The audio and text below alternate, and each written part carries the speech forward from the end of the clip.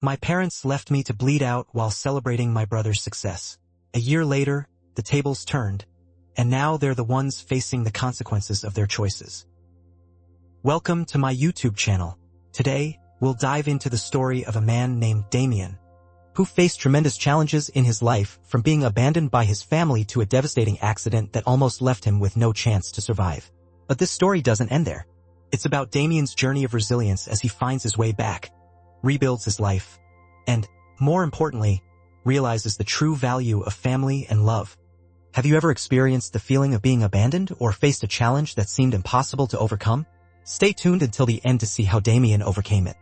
If you find this story meaningful, please help me reach 1,000 subscribers soon so I can continue bringing you more inspiring and powerful stories. Thank you so much. They say that family is supposed to be the people who love and support you no matter what. But what if your family only saw you as an afterthought and inconvenience in the shadow of their golden child? I'm Damien Carter, 31 years old, and for most of my life, I was invisible. My younger brother, Jace, was the star, the athlete, the prodigy, the pride and joy of our parents. I was just the spare. Growing up in Atlanta, Georgia, our house was basically a shrine to Jace. His baseball trophies lined the living room shelves like he was the second coming of Babe Ruth. My mom had a special scrapbook for every game he played, every minor achievement, every headline in the local paper. Meanwhile, the only time my name was mentioned was when it was followed by a sigh of disappointment. I had dreams of my own, building things, fixing machines, working with my hands. In high school, I fell in love with auto mechanics, spending every free second rebuilding old motorcycles. But my parents? They didn't care. My dad never even stepped foot in the garage to see my work. But he sure never missed a single one of Jace's games. By the time I turned 18, I knew I had to get out. I worked 2 jobs, saved every penny, and rented a tiny space to start my own motorcycle repair shop. It was my dream, and I built it from the ground up without a single dime of support from my family. And then came the day that changed everything. The day I learned exactly how much I meant to them. It was supposed to be just another day, the kind where I'd spend hours in the shop, hands deep in grease, the scent of motor oil and metal filling the air. The kind where the rhythmic hum of my tools and the occasional barking of my dog, Brutus, were the only sounds I cared about. That Tuesday started like any other. The Ducati was a special project. Some rich executive from Atlanta wanted custom mods. A sleek, aggressive look with a high-performance exhaust. A pain-in-the-ass job, but one that paid well. And I needed the money. Business had been slower than usual. Music blasted from my old speakers. Some classic rock playlist that had been on repeat for weeks. Brutus, my ever-faithful shop dog, lay sprawled near the door, snoring softly. I smiled at the sight of him, tail twitching mid-dream. Probably chasing some imaginary squirrel. I'd done this exact job at least 100 times. Modifying the frame, adjusting the cuts. Nothing unusual. My hands moved with muscle memory as I guided the plasma cutter, sparks flying in chaotic bursts. And then, a sharp crack. A split second. Everything went to hell. The metal gave way under the heat. Snapping unpredictably. The blade jerked hard. Before I even had time to react, the cutter sliced through my right leg. A pain unlike anything I'd ever felt erupted through me, white hot and searing. It was so intense, my vision blurred. The smell of burning flesh hit me first, an acrid, nauseating stench that made my stomach lurch. I stumbled backward. My knee buckled. But there was nothing to support me anymore. My foot never even found the ground because the lower half of my leg barely worked now. The pain was so overwhelming that my brain took a second too long to catch up. Then I saw it, blood. Everywhere. It didn't just drip, it poured. A deep, pulsing red spread across the shop floor, pooling beneath me like someone had kicked over a bucket of paint. It gushed from my leg in sickening spurts, in sync with the frantic beat of my racing heart. I tried to take a breath. I couldn't. A dizzying, sickening wave crashed over me. My hands, slick and trembling, pressed against the gaping wound, but the blood kept slipping through my fingers. Too much. Too fast. Panic set in. Shit. No. I gasped, my voice coming out weak, barely more than a whisper. I needed to move. I needed to get help. But every inch of my body felt like it was shutting down. Brutus woke up. Ears perked. He let out a low, confused whimper, then stood pacing anxiously. I wanted to tell him I was okay, that I'd fix this. But I wasn't. My head swam. And the cold started to creep in. A terrifying cold. The kind that didn't belong in a heated garage in the middle of summer. No, I wasn't dying here. Not alone. With every ounce of strength I had left, I fumbled for my phone. Blood smeared across the screen. making the numbers blurry. My hands shook so violently that I almost dropped it. I dialed the one person I thought would help. The only person who should have helped. Mom, help? It's bad. I need you now. A pause. Then a sigh. Not a gasp. Not a panicked, frantic, oh my God, what happened? Just a sigh. Damien, sweetheart? We're in the middle of Jace's draft party. Can you call an ambulance? My breath hitched. Mom, I can't, losing too much blood. My words slurred. I could barely form the sentence. Another sigh. Like I was an inconvenience. Sweetheart, just hold on. We'll get there when we can. Click. I blinked. Stared at my phone in disbelief. She hung up. The world tilted. The pain didn't even feel real anymore. Just this distant, dull throb, like my body was already deciding to shut off to escape it. I swallowed back the bile rising in my throat and hit call again. That, straight to voicemail. My vision blurred. I tried Jace. He actually picked up. But only because he thought I was someone else calling to congratulate him. Dude, not now. We're celebrating. Call 911. Laughter. Music. Clinking glasses. Then he hung up too. And that was it. My family, just 15 goddamn minutes away, drinking champagne, celebrating Jace's success. I was dying. And they couldn't even be bothered to drive over. My body felt heavy. A terrifying thought slithered into my mind. Maybe they wouldn't even care if I died. I sucked in a breath. But my lungs didn't want to cooperate. The edges of my vision darkened, creeping inward. Brutus barked. Not a lazy, indifferent bark. A panicked one. Loud, desperate. I tried to move. To reach for anything. But my body wasn't listening anymore. My phone slipped from my hand. The screen cracked against the concrete, but I barely registered it. I wasn't going to make it. I knew it. And all I could think about, as the blood continued to pool around me, was how goddamn stupid I was for believing, even for a second, that they'd come. Just when I thought I was done for. I heard the door slam open. Damien? Oh my God, damn it, stay with me. Her voice hit me like a jolt of electricity, sharp and full of panic. My mind barely registered it at first. My vision was hazy. My body was starting to shut down, and the pain in my leg was unbearable, like an open wound on my soul itself.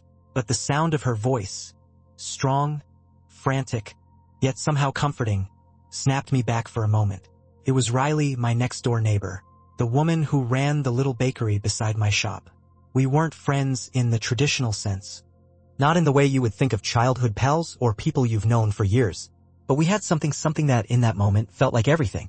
She'd always been the type to stop by with coffee, a quick smile, and her endless teasing about how I never took a break. She'd joke about my grease-stained hands, always telling me I looked like a mechanic and a wreck at the same time. In that moment, though, there was no joke, no playful banter, just her voice, raw with urgency, cutting through the pain like a lifeline. I barely registered her words, but her actions, those I felt deeply. Without hesitation, Riley yanked off her belt. And before I could even think about what was happening, she was tying it around my thigh. The pain was immediate, intense, like she was ripping my flesh apart with her bare hands. But there was something else in the pressure, something grounding me, something that told me I wasn't dead yet. She pulled the belt tight. The cold metal against my burning skin felt like the sting of reality itself. I could hear her voice, calling 911, barking out orders to the dispatcher like she was born for this kind of thing. Her tone wasn't frantic. It was demanding. It was like she knew what had to be done. Like she'd done this 1,000 times before. Even if she hadn't, she wasn't some stranger in a panic. She was the calm in the storm. The blood kept pouring from my leg, each second feeling like a year. I could feel my heart slowing, my vision dimming. It was like the world was fading out. But Riley's presence kept me anchored to reality. She stayed close, never leaving me, her hand pressed against my chest, holding me down, forcing me to stay with her. Stay with me, Damien. Don't you dare close your eyes, she said, each word punctuated by a sharp breath as if she were trying to breathe life back into me. The world became a blur. The pain was all-consuming. I couldn't hear anything but the sound of my own breath. Shallow, desperate, getting weaker by the second. The edges of my vision blackened, and I felt the coldness seep in, a sensation of numbness starting to take over. I thought I was gone. But then, just as the darkness was about to take me, Riley's voice broke through the haze again. Stay with me, Damien, she said firmly. Just hold on. You're not dying here. Her words weren't just a plea, they were a command. A promise that I wasn't alone. I tried to speak. Tried to tell her that I couldn't keep holding on. That I was fading too fast. But my mouth wouldn't obey. My body was already slipping away from me. And then, I passed out. The next time I opened my eyes, the sterile smell of the hospital hit me like a wall. I could hear the constant beeping of monitors, the hum of machines, the soft shuffle of nurses outside my room. I was alive. Barely. The sharp sting of pain in my leg was the first thing I felt, like an anchor dragging me back into my body. My head was foggy and I couldn't remember how much time had passed. I was disoriented.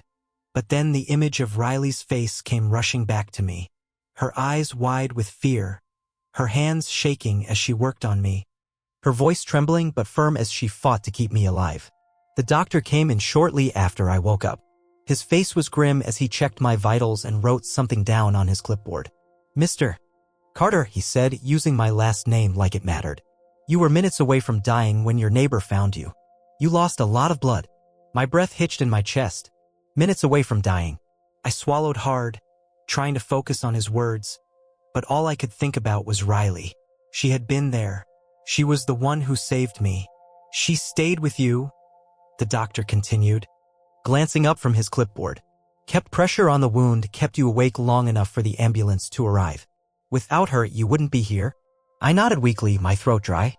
I wanted to say thank you to her, but it felt impossible to put into words just how much that meant to me. She wasn't just a neighbor. She wasn't just someone I'd casually shared coffee with in passing. She was my lifeline, and when everything seemed lost, she showed up.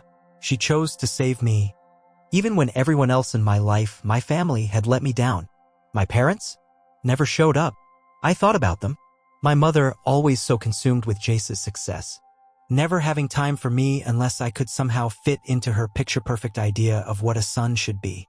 My father, so lost in his own world that he never saw me, never truly saw me, no matter how hard I tried to prove myself to them.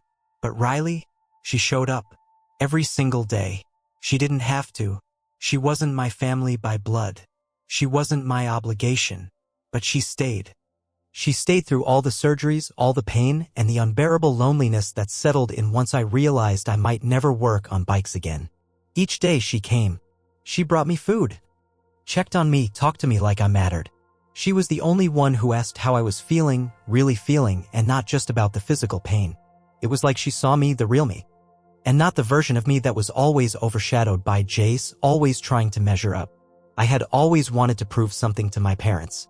I thought if I just kept working hard enough, if I kept winning their approval, maybe they would come around. Maybe they'd finally see that I wasn't just the kid who fixed things in the background. But Riley, she never asked me to prove anything. She simply accepted me. And in a way, she gave me something I'd never had before, a real family. My parents never came. They never apologized for the years of neglect. The years of ignoring my existence unless it was convenient for them. They never checked in, never asked if I needed help.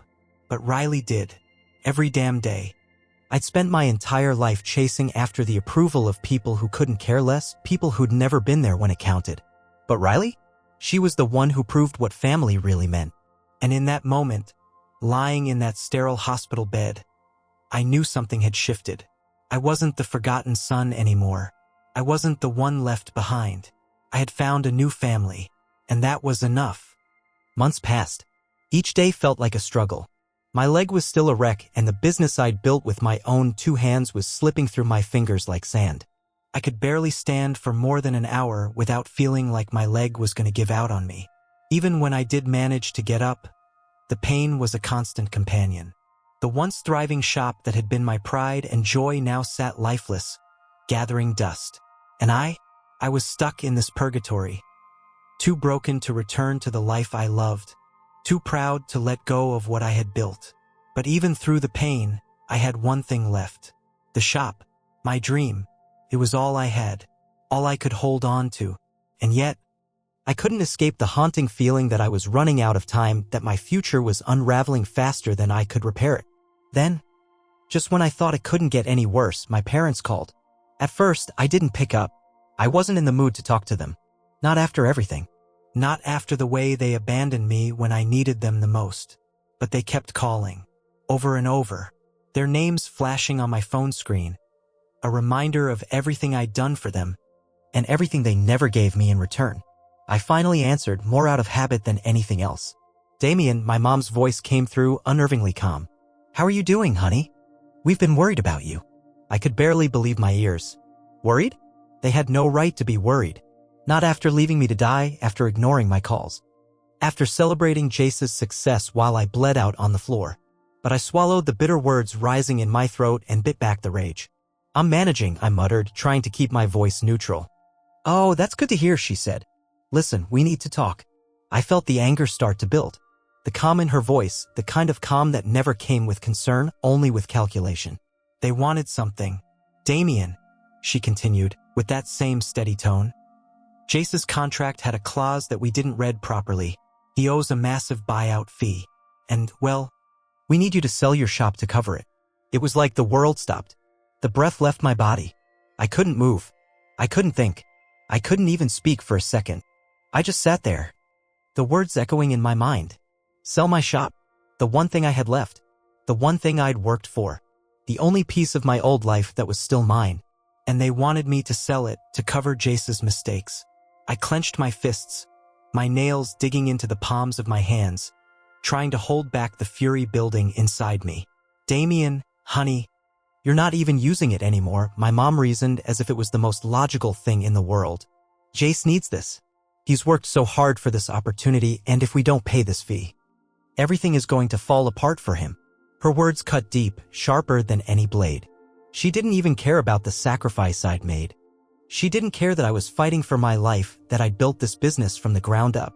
All that mattered was Jace's future, Jace's career, and I, once again, was just the tool to fix things for him. I felt like I was going to be sick. The bile rose in my throat and the pain in my legs seemed to double. As though my body was reacting to the betrayal that was coming through the phone. They left me to die. And now they wanted me to sacrifice the only thing I had left for him. For Jace, the golden child. For the son they'd always treated like a king while I was pushed aside like an afterthought. I opened my mouth to speak, but the words didn't come out. I was seething, my hands shaking with the fury I could barely contain. Every part of me wanted to scream, to tell them how much they had hurt me, how they had failed me over and over again. But I didn't. Instead, I closed my eyes and took a deep breath, trying to steady myself. I could feel my heart pounding in my chest, the pressure building in my skull. Mom, I finally managed to say, my voice hoarse. You want me to sell my business? The one I built? The one that's all I have left? For Jace? After everything you've done? After you left me to die? I heard her sigh. A sigh.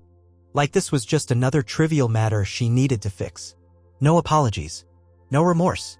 Damien, don't be dramatic, she said as if I was the one overreacting. Jace needs this. We don't have any other options. Please, just sell the shop. It's not like you're even using it anymore. The words cut through me like a knife. Not using it anymore. Was that really how she saw it?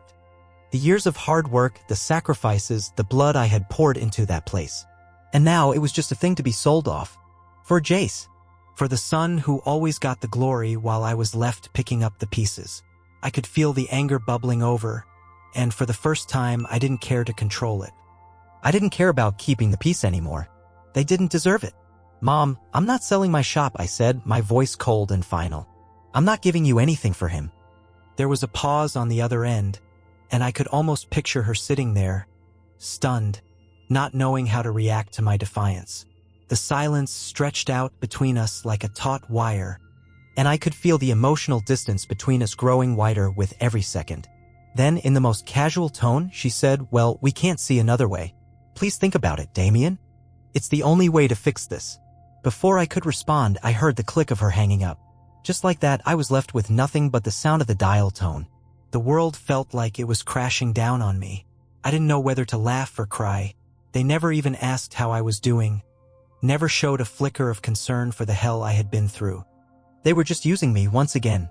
I stared at my phone, the screen blank, and my vision blurred with unshed tears of rage and disappointment. Without thinking, I swiped the screen, opened my contacts, and hit block.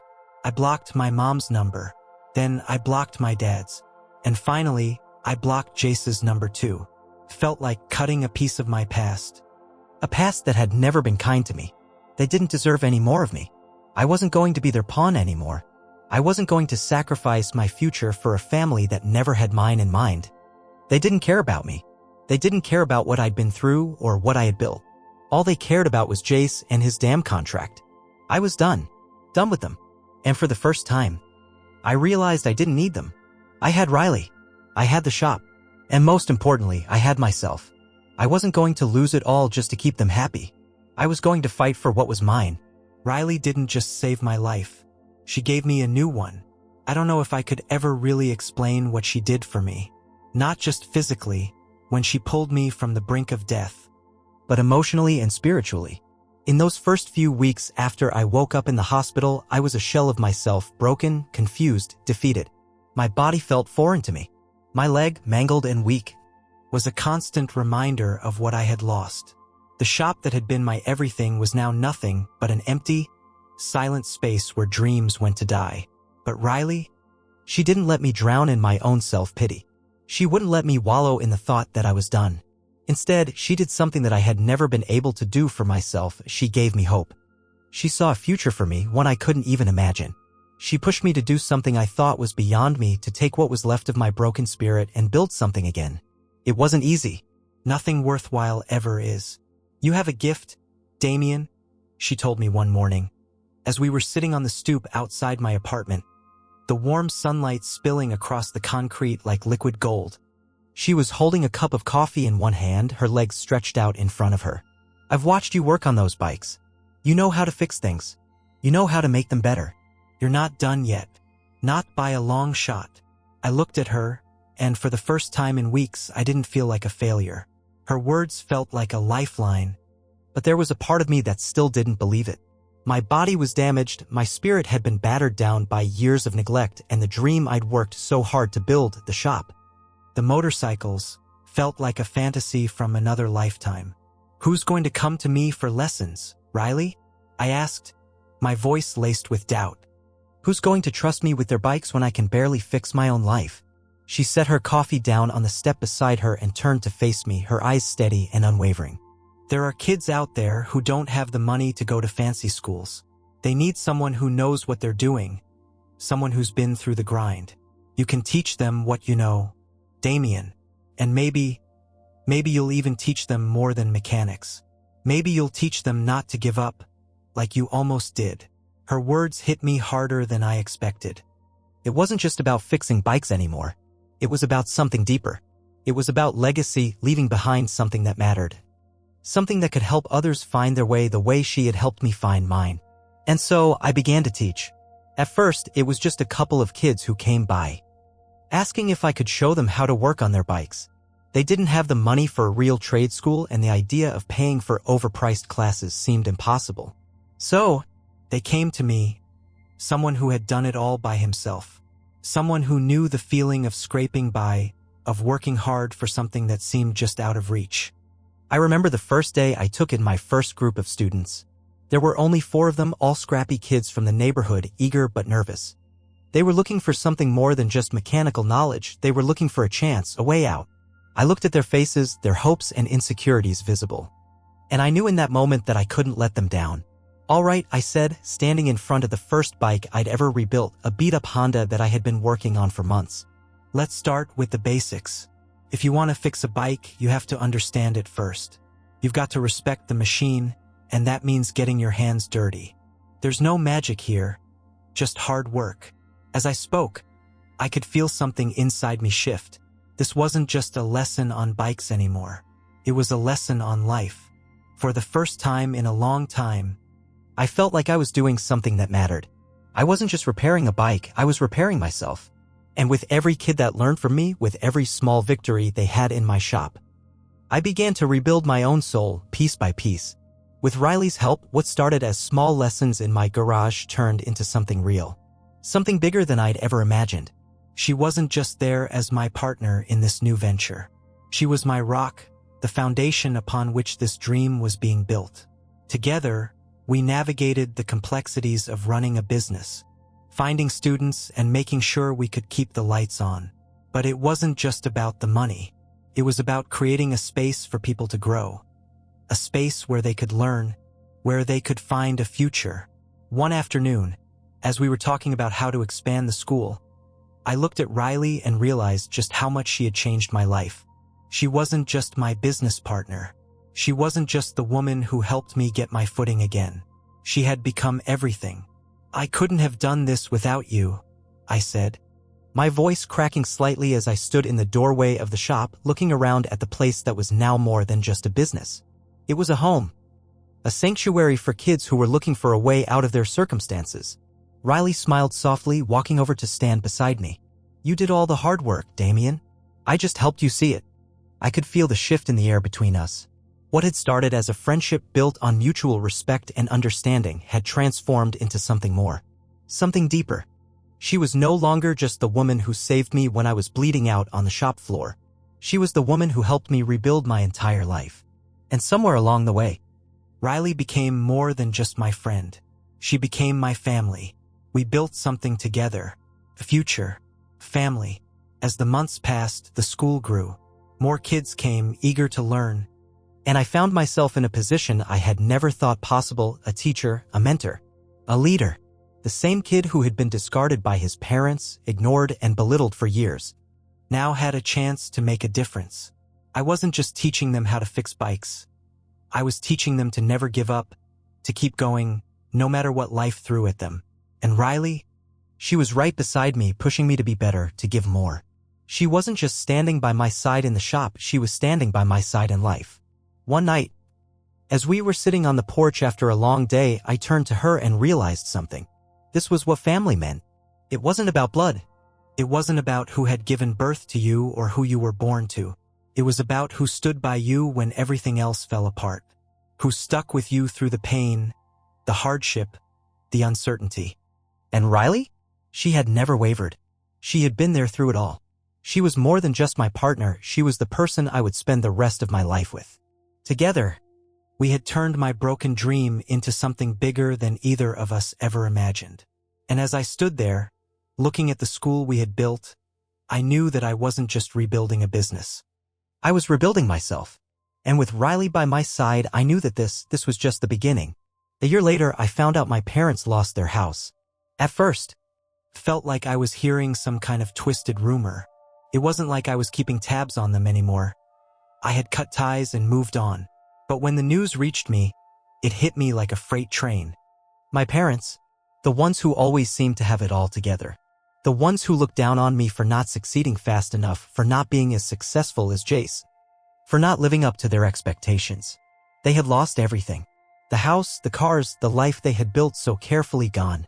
Jace had flopped in the big leagues. After his multi-million-dollar contract, it was supposed to be his golden ticket to greatness. But in the end, it was just a golden ticket to self-destruction. A few bad decisions, a misplaced sense of entitlement, and the millions he had earned were burned through faster than any of us could imagine. He lived like he would always have the money to back him up, treating people like they were disposable, especially me.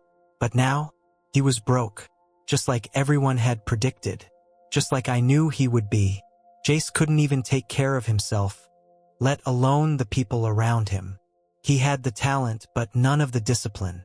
And that was the real tragedy, wasn't it? Not that he had failed, but that his failure came with no lessons learned. Only an endless spiral of self-doubt and shame. And then there was my father, my dad, who had always been the rock of our family, the one who never showed weakness, who seemed so sure of his place in the world, was now forced to take a minimum wage job. My father, the man who had been so proud of his work, was now putting in hours at a place that barely paid for the bills, trying to scrape by with nothing but his pride and empty hands. He wasn't the man I had grown up admiring, the man I had longed to prove myself to. Now he was just another worker, with no title to his name, nothing to offer but his bruised dignity. And my mother? She started working retail. The woman who had once dictated what was important in life was now folding clothes and ringing up sales, something she had never dreamed of doing in a million years. I can't say I felt happy about it. There was no joy in seeing them suffer, but I couldn't deny that a small part of me felt a sense of vindication. After all these years of being dismissed, neglected, and overlooked, this was the cost of their actions. This was the price they had to pay for their indifference to me, to my struggles, to the very real pain they had caused. and maybe, just maybe, this was karma knocking at their door. But even as I processed this new reality, this cosmic balancing of the scales, I couldn't help but feel the weight of guilt. Was I wrong to cut them off? Should I have tried to find a way to make things right? I had spent so many years trying to earn their approval, trying to prove my worth to them. Was I too hasty in deciding that they weren't worth my time anymore? Had I been too bitter, too angry? For a moment, I was torn between satisfaction and regret. I spent nights lying awake, replaying our past conversations, looking for signs that I had made a mistake. I thought back to the times I had been ignored, the times I had poured my heart into something only to be met with cold indifference. There were moments when I thought maybe I was too harsh. But then I remembered. I remembered the blood pooling around me as I lay on that cold shop floor, my body ready to give up as they were busy celebrating. I remembered how my mother's voice sounded so distant when she told me they were in the middle of something important. I remembered the way my father shrugged it off as if my life didn't matter. I wasn't wrong. I wasn't wrong to leave. I wasn't wrong to cut them off. I wasn't wrong to choose my own life over their selfishness. It wasn't just that I was better off without them. It was that I was better for having walked away from the people who had never truly cared for me. I wasn't angry anymore, though. I didn't need to be. Their downfall wasn't some twisted form of justice I was seeking. It wasn't my revenge, it was simply the way things worked out. It was the universe showing me that sometimes, when you try to control people and make them fit your ideal, you lose sight of what's important. It was about letting go of what didn't serve me and making space for what really mattered. And what mattered now was the life I had built. I had Riley. I had the school. I had kids looking up to me, seeing me as a mentor, a role model. I had people who valued me for who I was, not for what they could get out of me. I had a family, a real family. It wasn't the one I was born into, but it was the one I had chosen. It was the one that chose me back. And in the end, that was worth more than anything my biological family could ever give me. They had taught me what I never wanted to be, what I never wanted to accept. They taught me that love wasn't about blood. It wasn't about doing what was easiest or what was expected. Love was about consistency, about showing up when it mattered, and about being there for someone when they needed you most. Riley had done that for me. She had taught me that love isn't something you expect from others, it's something you create together. I wouldn't trade what I had now for anything. I wouldn't trade Riley or the kids I taught or the life I was building with my own hands. The family I had wasn't perfect, but it was mine. It was real, and it was enough. I had finally found my place in the world, not because I was trying to please anyone else, but because I had learned to please myself. And in that, I found peace. What do you think about Damien's journey? How would you have handled such challenges? I'd love to hear your thoughts and feelings. Feel free to leave a comment below and share your perspective. If you enjoyed this story, don't forget to hit the like button and subscribe so you won't miss the next chapter of powerful stories coming your way. Thank you for listening all the way through. I truly appreciate your support, and I can't wait to bring you more inspiring content.